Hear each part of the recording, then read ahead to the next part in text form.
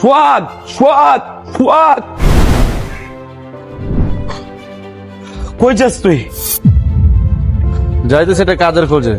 আর তোর তো স্বপ্ন পূরণ হয়ে গেছে, তোর তো পিয়ার লাগে বিয়ে হয়ে গেছে। তুই কাজের লেগা শহর ছেড়ে যেতেছিস না, এটা আমি ভালো করে জানি। মানে কি করতে চাইতেছিস তুই? মনে আছে তোর সেই পেন্সিলের কথা? একদিন ব্যবহার করে তুই সেই পেন্সিলটা আমার দিয়ে দিছিলি। ওইটার কথা কিভাবে ভুলে গেলি? আমার ফোন ছিল না, আব্বার কাছে ফোন চাইছি, তুই তোর 24 ঘন্টা ইউজ করা ফোনটা আমার দিয়ে দিছস। তোর মনে আছে তুই সে একদিন পুরোনো শখের বাইকটা আমার দিয়ে দিছিলি? আর তুই কি ভাবছিস তুই অনেক বড় দানি হয়ে গেছিস? তুই সবসময় করবি, আমি করে কিছু করতে দিবি না?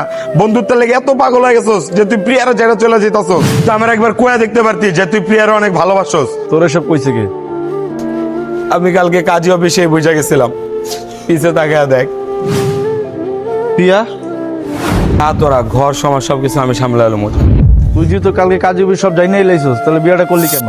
আজ পর্যন্ত তুই আমার কলম মোবাইল বাইক যাই দিছস একদিন ব্যবহার করে দিছস, এই জন্য আমি ভাবলাম তোর বউটার একদিন ব্যবহার করেই দেই।